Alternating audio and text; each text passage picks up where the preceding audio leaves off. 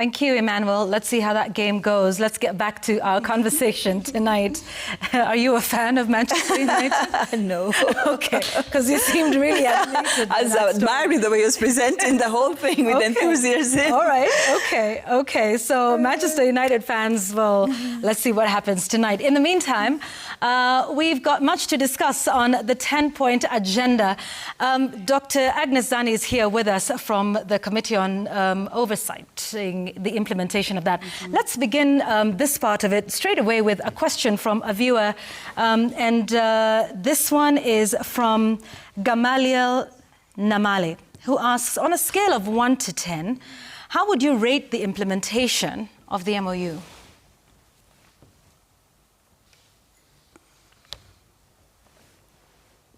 So, again, probably this program is premature in the sense that our deliverable is the report itself. So the MOU itself includes the NADCO report itself and the 10-point agenda. And then after we've looked at the NADCO report and the 10-point agenda, and then we have got the feedback to where the process is. And going back to where we were, Yvonne, before we left, for example, if the leadership of the majority and minority leaders to appoint the panel, it was the majority and minority leaders to appoint the panel, we'll be asking them, have you done that? That is at the National Assembly level. From the Executive Office of the President, we'll be asking within the 21 days, for example, after the adoption. Then when we get that feedback, we'll ask, for example, what is the status and evidence? From the status and evidence, and at one point, if we give a scorecard to that, we'll be able to give an overall scorecard. Okay. So at this particular point, we are actually informing the public about the process that we're engaging in, because we're getting these sort of questions, and it was important for us to inform this, and especially even to the members of the public, because they're asking, so why haven't you fought corruption, for example? Why haven't we been able to achieve, for example, a corruption-free situation for Kenya?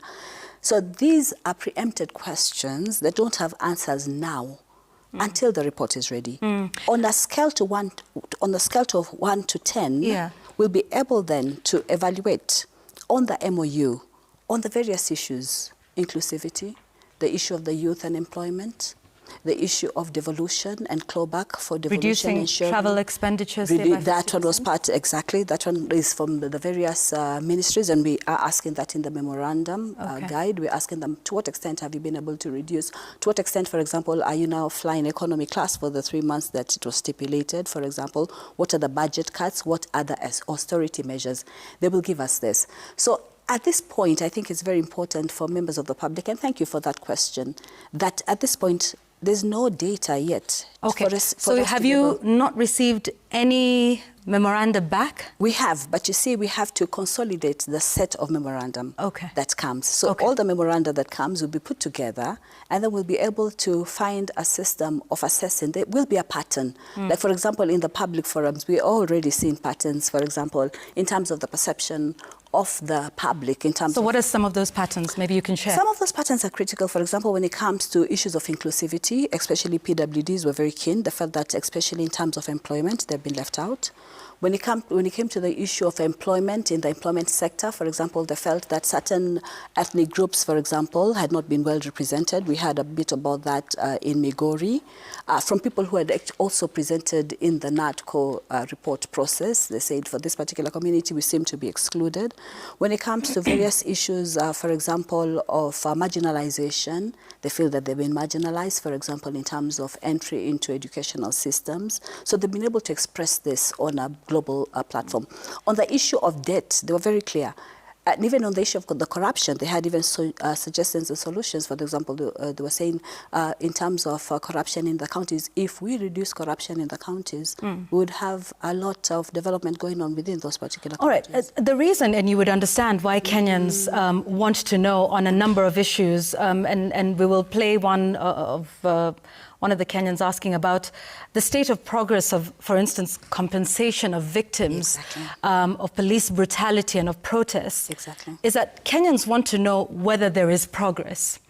But from what you've said tonight, you are going to, you will send memoranda, and you have not heard back from these government organizations. We have had back. There's some memoranda that has already come. Like which one? Oh, there are several. They're coming in through email, for example, and some have come, for example, we have one specific one from the department, the State Department for Parliamentary, for Parliamentary Affairs that is already in. They all come in from different places. We have one example from the Controller of Budget. We've already talked to Auditor General. We've talked to Ombudsman, for example, and they've been able to give us this. But we're not also unilaterally looking at all these memoranda that is coming in isolation. We're putting it all together so that we can be able to form the pattern that is happening. So I think the main understanding about this process, I think, is problematic. And I think it is important for me to be here tonight to explain that we're not the ones who are doing the writing. No, it's not us who are doing the writing. It is the external organs and the implementers who are going to tell us where they are. And then from there, we'll be able to consolidate the But picture. you're saying a lot of future tense with 3 weeks to go. There's a lot of final report. Yeah, and there's no problem about that, Yvonne, because we've been quite strategic. Because right from the beginning, as I said earlier, we already have the fill-up of the whole complete report, and all we're doing is just consolidating and putting in the data. So, for example, right now, as I'll tell you, as we're coming in from the public forums, we already have the report on our page from the Kisumu forum. We already have from the Migori forum, we'll have from the Siaya forum, and we have from the Homa Bay forum. Will you complete this by 7th of March? We should be able to complete. You know, we can't predict the future, Yvonne. None of us can in life. No, but we you are have a working. deadline. No, we have a deadline. You have a deadline. And we are aware of the deadline, Yeah. and we are working towards it as much as we can. Of course, there are various factors that might happen. For example, we might not have control in terms of how much, for example, if some memoranda doesn't come by that time, for example. We hope all of it will be able to come. So I have a question, because you say the responsibility of implementation doesn't fall on your committee? Now, let me explain this very clearly, Yvonne. For example, let's just look at the issue that you talked about. This is audit of, or maybe we can just look at another issue, maybe that is a little bit straightforward. Okay, so for example, under restructuring and reconstitution of the IBC, establish a selection panel to recruit and forward the names of the nominees, taking into account no more than 2/3 rule for appointment as members of the IBC to the president within 90 days. Now, how would we, as a committee of 5, achieve this? How would we, as a committee of 5 that has been established on the 6th of August, be able to establish this selection committee? So this is something that's not possible within your purview as a committee? Definitely not, because... So why, and this is the question. Yes. This is the question.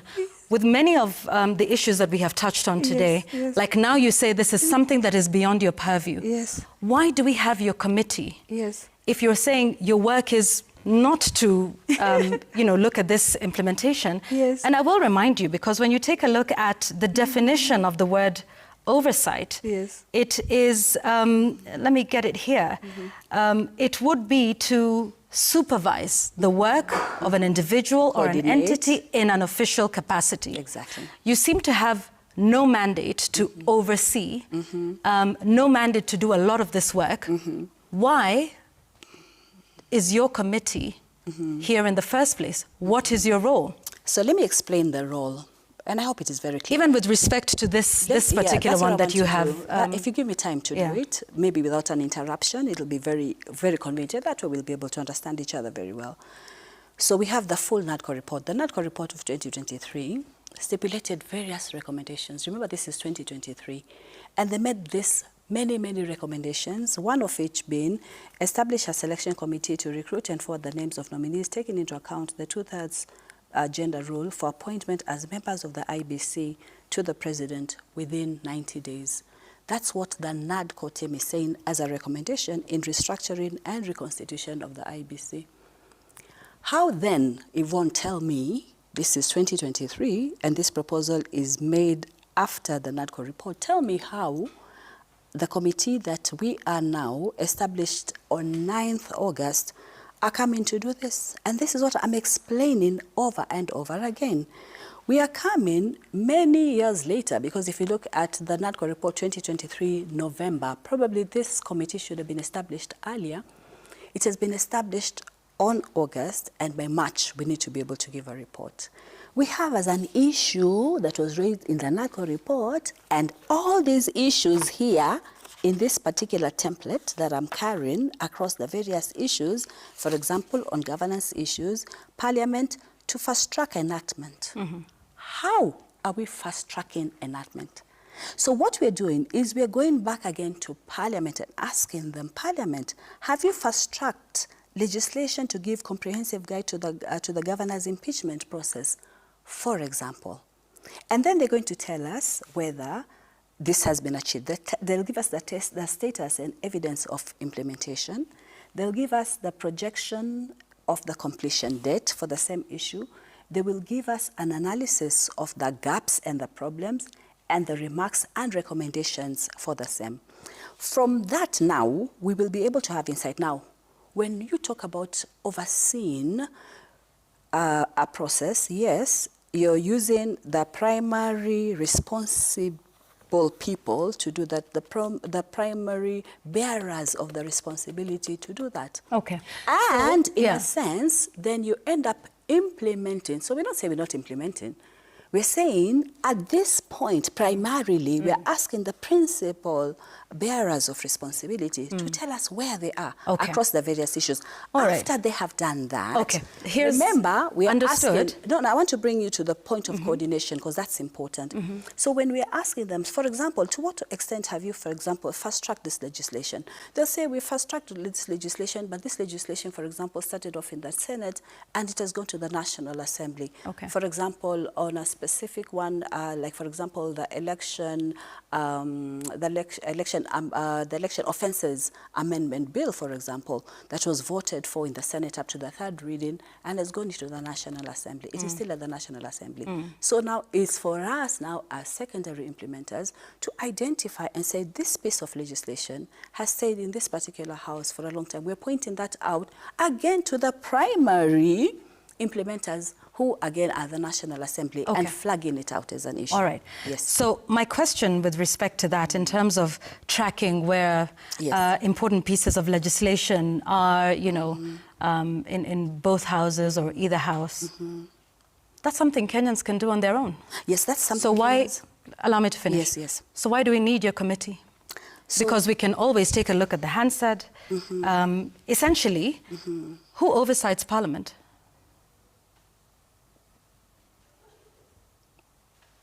Legally, does your committee have the authority, the mandate and the power to oversight Parliament and take a look at how they're doing their work, how they're fast-tracking legislation? We're not looking for how we're oversighting. We have various organs that do the oversight for Parliament, for example, including the Executive Office and the various state departments for the various issues that are discussed in Parliament clearly. Okay, so my question was, legally, can your committee oversight the work of Parliament?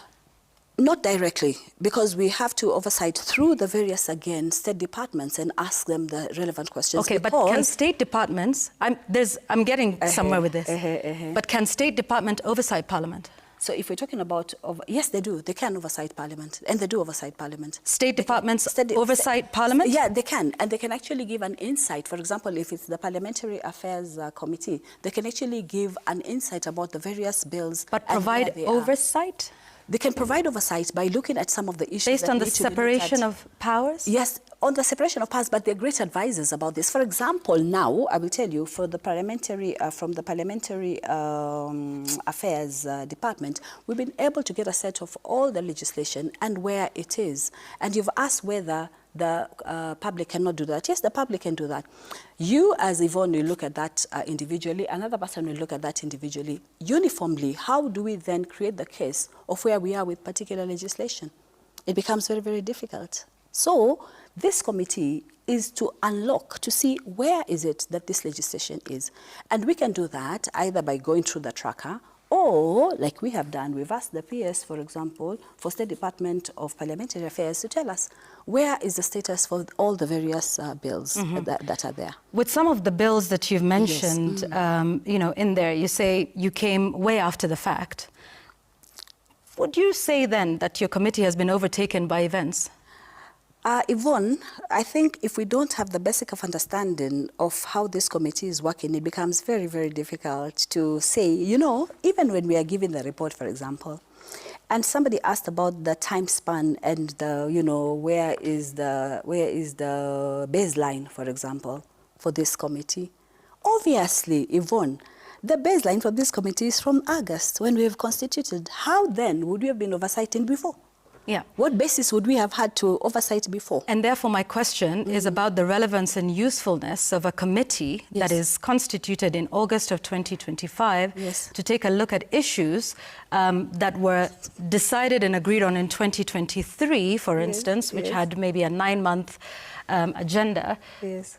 So if in some of the cases, like you've mentioned here, you are not able to do it, so then what's the purpose of your committee? Let me explain, Yvonne, because maybe you don't want this committee to have a purpose. I'm not understanding. Because if we were constituted August, established in August, and we're looking and giving a report in March, it doesn't mean that we're only dealing with issues from August to March. We have a historical trajectory through the NADCO report, and we have brought out all these issues that need to be addressed within the NADCO report and to be able to talk about them. We've been able, for example, to look at issues of electoral reforms and which electoral laws, for example, need to be enacted, where some sort of amendments have to be done, and where are these particular laws. So if we are at August to March, are we saying that, for example, because you were not there by 2023 NADCO report. The only reason I asked that question, Dr. Zani, was because you yourself said on the issue of, for instance, the electoral bills and some of those that should have been done in 9 months, and that was in August 2023. Exactly. You yourself said here, and we can run the tape back, that how are we supposed to oversight this when we only came in August? And it is on the basis of your response that then I am asking, if it seems in certain aspects... may I finish? Yes. If it seems in certain aspects you are not able to because overtaken by time, then why do we have the committee? Now, I think we have to be very clear about the nature of this committee. It's looking at issues that happened after the NADCO report. It's looking at issues that were recommended. There was a proposal to put this monitoring committee or implementation or oversight committee probably earlier on. It was not put earlier on. Does it mean that these issues now become irrelevant and insignificant in this particular time? Does it mean that your committee is perhaps not able to take a look at some of those issues? Why wouldn't it be not able to if all these issues have been articulated in the NADCO report? So, Yvonne, really to be very clear, if we're talking about restructuring and reconstitution of IBC, the boundaries, the limitation issues, it's saying enact the county boundaries bill, for example, to provide review. This is the suggestion, this is the required action for us to solve the problem of the boundaries delimitation. All right, on that IBC says not possible. It says not possible, but yes, because of the time, because the last review was done in 2012 before the 2013 election, and the 290 constituencies that were put into place at that particular moment. But there is a recommendation in the NADCO report to say that there's a process that Parliament can be enacted and required to put legislation and vote for it to allow even for extension of time in the boundaries delimitation issue. Because we are at now 2027, it's about 15 years after that, but we have an election that is coming up. And as a way forward, that process and that recommendation can be pulled out from the NADCO report, and that issue can be sorted. So if you're looking now, we're coming in this particular time, within this framework, assessing issues of the NADCO report from 2023. And therefore, for example, if we go to where we were, Parliament, this is on the audit of the 2022 presidential election, Parliament, the leadership of majority and majority coalitions to appoint a panel consisting of 6 experts to evaluate the 2022 electoral process within 21 days of the adoption of the report. That already went. But does it say it's irrelevant now? No, it does not. It says that this still needs to be looked at. So what have we done? We have picked on every issue, regardless of whether it has been performed or if it hasn't been, whether it has been achieved or it hasn't been achieved. And that's why in the status and evidence of implementation, we are now cross-checking for all the issues. Has this been achieved? If it hasn't been achieved, why wasn't it achieved? What recommendations? Because maybe now the problem existing there is the problem of coordination. And as you rightly said, when you're implementing, you could be overseeing a process in terms of implementation, but as part of secondary implementation, coordination of that and clogging some of the issues will get us there. Because if you ask the overarching question in the long run, where do we want to get to? We want to get to the full implementation of the NADCO report. This NADCO report full implementation is not happening between August and March. It's happening prior. Some actions have already been done by the implementing agencies. Okay, give us some examples of those. For example, like the amendment of the Elections Act 2011, for example, that has been put into place, that was signed and accented to on the 9th of July 2025. And that was able to put... I'm still finishing, please. And that helped because through the selection committee, it was possible for them to be put into, it was possible for, through the selection committee, for the select panel to be put into place. And then it was possible for the new team for the IBC to be put into place. For example, also, when it comes to this whole issue of the legal basis for bicameral systems within the National Assembly and the Senate, that's another issue that is being pushed for making sure that we come up with a bicameral law that will enable the two houses to operate appropriately. So we need again to go back and say, is this bicameral law already in place? And Yvonne, how many pieces of legislation are there? Thousands and thousands of pieces of legislation. And that's why we are collecting together within the various state departments, between the various National Assembly and Senate teams to put together.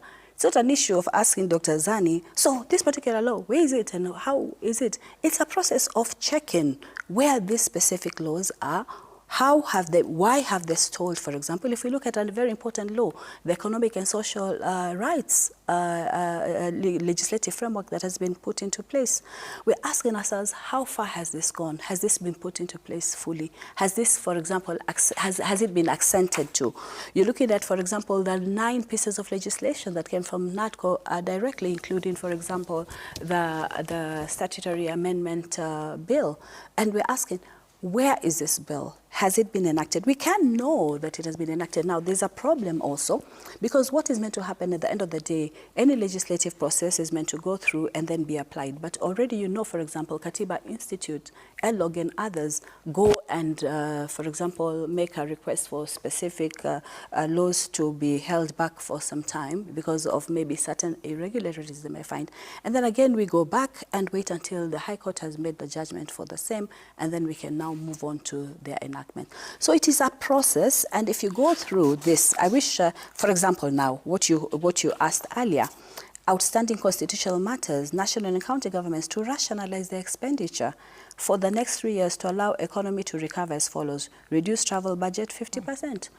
We're going again to go back again to the ministries and ask them, have you reduced by 50%? But so when are you going to do this? We have done this already with some of the stakeholders. And okay. Some of the stakeholders on that particular one, you said you are going to go to the ministries in the counties. When are you going to do that?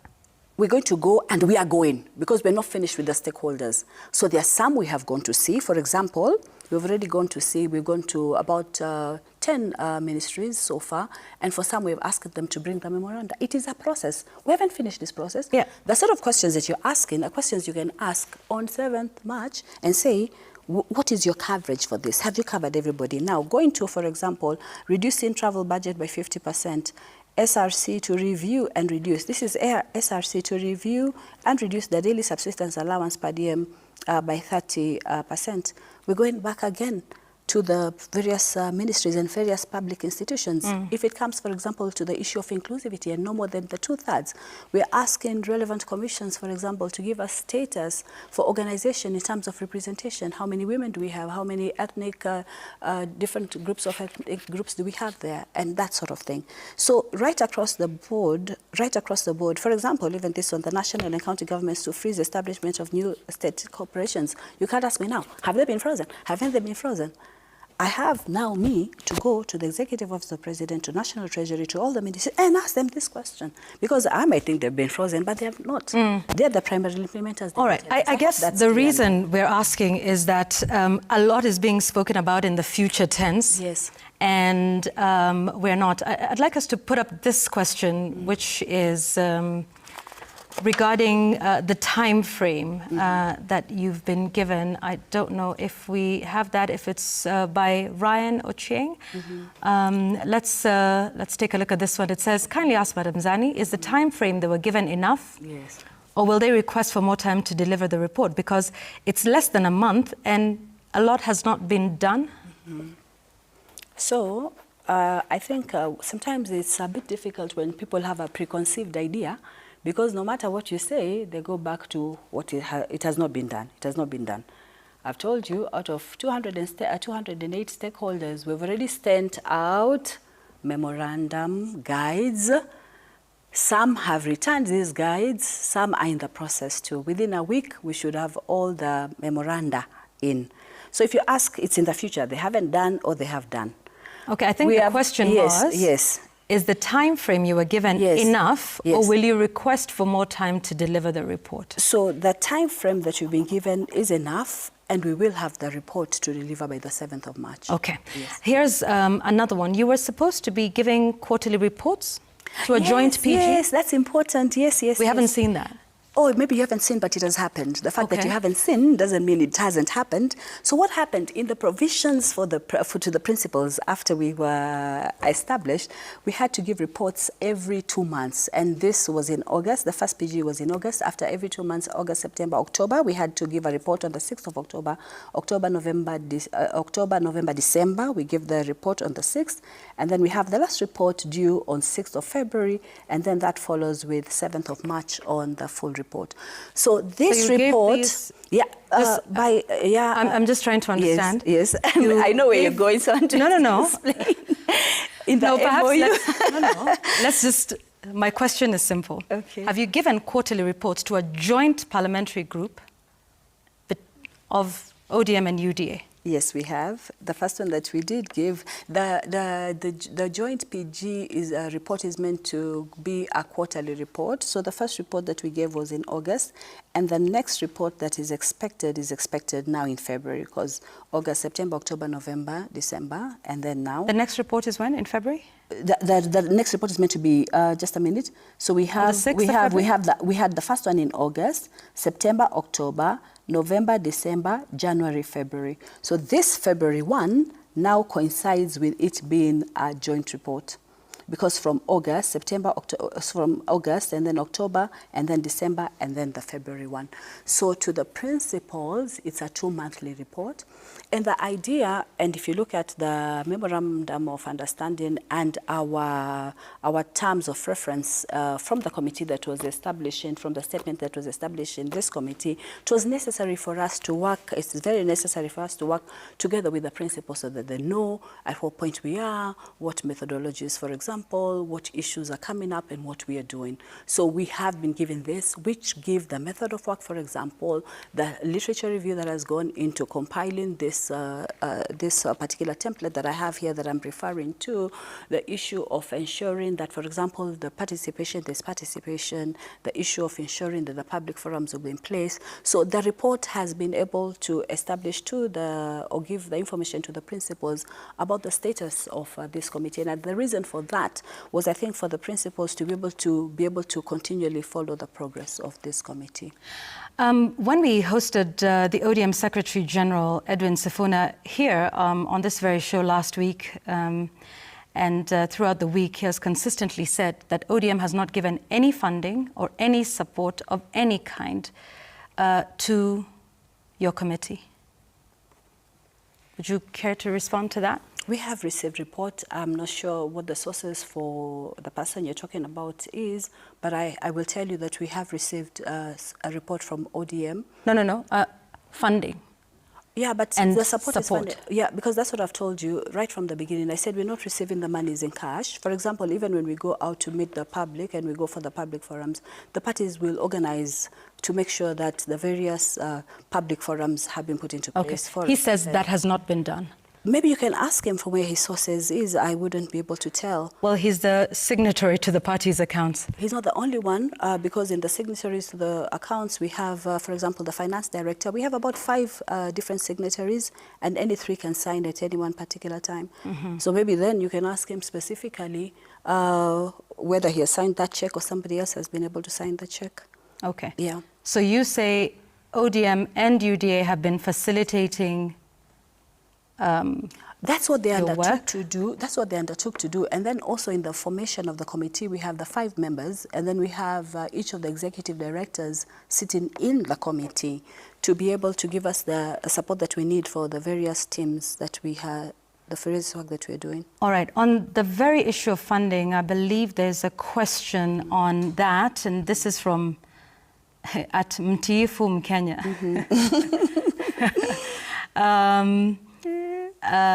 Who says, I don't know if we have that, we can, yes, here it is. When this committee is preparing for their public engagement, does it mean there is no budget for each function? How hard is it to make it public? Is it another scandal in the making? Yeah, we're rotating around the main issues about the funding, about the whole agenda of the preparations that have been done. There's no place, for example, that we've said that the political parties cannot give any sort of finances by kind, for example. Isn't Okay. it? I mean, maybe I can help you reframe his question. So when you're going, you say tomorrow you're going to Siaya. Yes. Right? Yes. How are you getting there? How we get it there is we're getting there through, of course, vehicles that have to take us to the place. Okay. We're getting there through, yes. All right. Yes. Will you eat any food while you're there as committee members? Yes, definitely we'll eat. All right. Yes. Will you spend the night in Siaya? Yes. All of that comes at a cost, yes? Yes. So do you have a budget for your 5 members, right? How much is it going to cost, whether you go by road or by air, to take the 5 of you to Siaya? Food, if any, accommodation, if at all. Do you have a budget for that tomorrow? How much is, at least tomorrow? Yeah. And this is not even a venue and everything else and facilitating Let me tell people. you something in terms of the structuring of this particular committee. In this particular committee, for example, we have our support structures within the political parties. For example, we have our communication teams. They're going to be able to talk to the various members of the Fourth Estate to be there. And they will deal with them, because they deal with them even within the political parties. When it comes, for example, to the issues of vehicles and the support for those vehicles, the political parties will say these are the vehicles to be used, for example, and they will pay for that. As a committee and as a chair of the committee, there's no time, for example, where we'll be like, okay, now we're going here. We will have, of course, an estimate of how much needs to be used. Well, it's a little more. No, it's a little more than an estimate. I mean, fuel for a car or a plane ticket is, it's not an estimate. It's either 500 shillings or 10,000 shillings. The reason I ask this is because, in fact, the very report that you are taking a look at its implementation, the 10-point agenda, one of the key items of that, item number 9, is to take a look at how the country is raising and managing resources responsibly. So one would then ask the same of you if you are leading by example. And the reason we ask this is because any funding or support or any kind that you are getting from political parties, particularly these 2, are funded by the Political Parties Fund, which is funded from taxpayers. And so the question of accountability of your committee towards the mandate that you have is an important one, is it not, Dr. Zani? It is a very important one. And the responsibilities that are there for political parties to achieve this is part of what is in the MOU.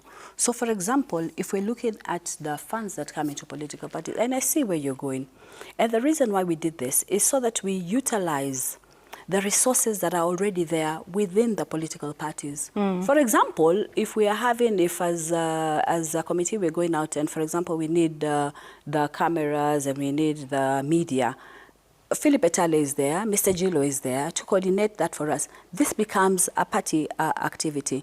Remember also that the party has funding through donations, for example, and they're able to then make this as an activity for the political parties. So what you're getting to is then the question to ask is, can't then political parties have activities using the funds that they've been allocated? Because in the funds that have been allocated, this particular agenda becomes a critical agenda as well for that.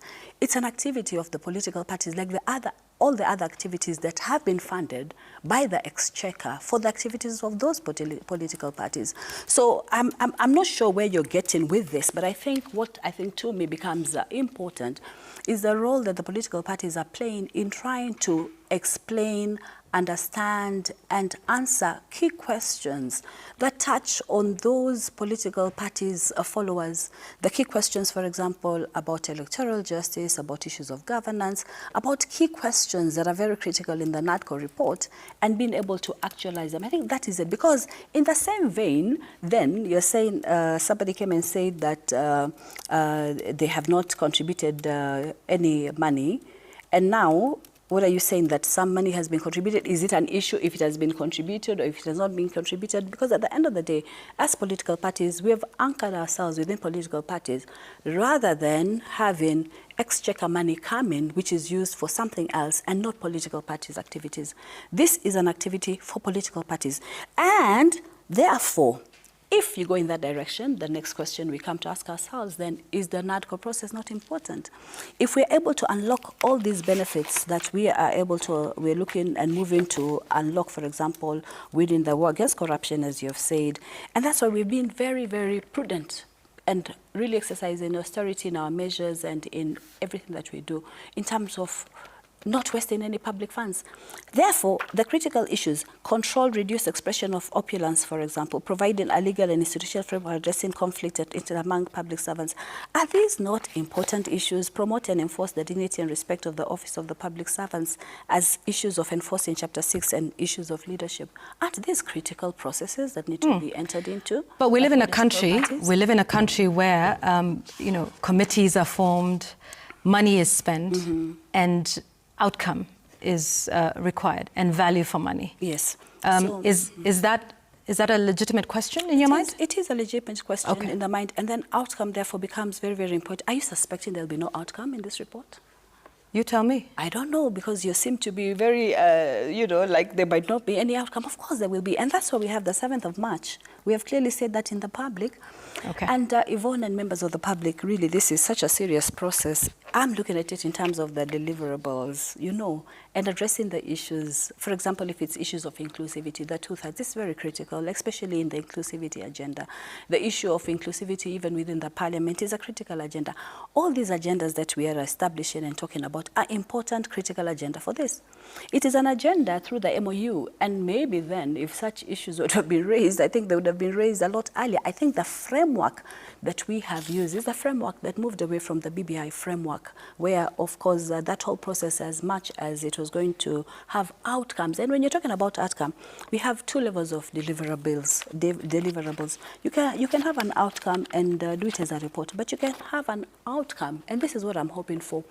And listening to the members of the public speaking and articulating their issues, really looking at a Kenyan agenda to improve and change things. For example, the digital platforms for corruption fighting that have been instigated, some of the members have talked about this in the public forums. If we bring up such an issue, don't we begin then to look at it in terms of measures of outcome, not only as reports, but issues that have been implemented that change this country for a better world? Okay. If political parties get involved in that process, is it a necessarily bad process? Is it not part of development? Let's read some final comments here as we close. Let's start with this one. Yes. Listening to Dr. Zani explain the status of the 10-point agenda and NADCO implementation, it is clear her committee has done zero work. They're waiting for government agencies to report to them what they have done. This committee is completely irrelevant, another way of wasting our public resources. Let's take a look at another one. Sylvia Omogeni says, it seems the committee was established to evaluate the process of implementing the 10-point agenda, but it is coming too late. There seems not to be a guarantee that its recommendations will be used to improve the process of implementation. I hope the committee will prove Kenyans wrong. Kevin Osido, who's the executive director of County Governance Watch, says, listening to Senator Zani, why is she evading critical status questions? What the committee needs to do is establish a matrix of implementation with a to-do list. Who has done what, who needs to do what needs to be done. And then there is another comment here saying, how can she say the executive arm of government oversights the parliament? It can only inform. That committee is just another red herring. I give you 1 minute to respond to all of these and reassure Kenyans, because there remains quite a bit of skepticism. I think the skepticism will always remain for a long time, especially in the way the issues are framed and the way they're articulated. I think this is very clear. And I think one of the things that I wanted to do this evening is what I've achieved. And I think I liked the last speaker also, who talked about clearly putting out the indicators and the framework. And that's what we've done. For each of the NADCO reports, we've put the required action and then the responsibility and bringing in the memoranda and be able to answer these particular questions. That is the format. Now, how do you score a 0 before the process is over? Where is the 0 mark coming from? How can you score a 0 before the process is over? Yvonne, might you have an idea? No, Kenyans are the ones asking questions. I don't think they're scoring you. I think they're asking questions about they're asking questions the performance so far. They're asking about the performance, but then the performance now is an end performance that will be public. At the moment, we are consolidating the information. What made me feel that this was an important process to explain now was to give an idea of what we are doing, because I think the notion of implementation for this committee is that we are the ones implementing, but we are overseen. We're looking at other organs and other primary responsible holders. This is the model. So this is the model that we need to be able to understand. And I think this is the model that we have explained. And I'll tell you, for example, even when we have gone for the public forums, initially they come up with this, that have you already implemented? And we're very clear. And when we have explained to them, and this is what we want to request Kenyans to be able to do, to understand our process, and that's why I'm here this evening, to understand that we are, and this is essentially therefore a good process, because we are trying to make sure that the recommendations, the required action in the NADCO report don't stall altogether. And we're able to pinpoint, therefore, where they have stalled, where they have moved. When we give the report then, you'll be able to see how the various institutions have been able to do that. And then that's when you'll be able to score. And then you'll be scoring, not the committee, you'll be scoring the various implementing agencies in terms of where they have gone and where they have reached in the fight against corruption, in the fight against the wage bill, and scoring where we are in terms of the achievement that we're meant to be able to get through. So it is the NADCO report, the recommendations, have they been achieved? To what extent have they been achieved? It is not the committee. And how far have we fought corruption? Corruption is fought through state agencies. How far have we fought the wage bill? The National Treasury and economic planning will be able to do that. So I think this is a process, and Yvonne, maybe even as we move towards the end, probably this sort of oversight, I think, has not been done for many of the processes and many of the reports that we've had. But this report essentially entails going through each of the specifications and the recommendations, identifying from the primary responsible implementers whether they have been done, and if they haven't, we'll be able to report on that and then activate that also to be implemented. Yes, I think that is now clear. Yeah. Yes, thank you. Good place to leave it. Thank you very much, Dr. Agnes Zani, for joining us on the program tonight. That's The Explainer. More of your comments, you can track those. The hashtag is Citizen Explainer, at Yvonne Okwara, at Citizen TV Kenya. Thank you very much for joining us, ma'am, this evening. Very much. Thank you for watching The Explainer. Asante sana. Thank you very much. Thank you for watching The Explainer tonight. Have a good night. Thank you. See you again next time. All right.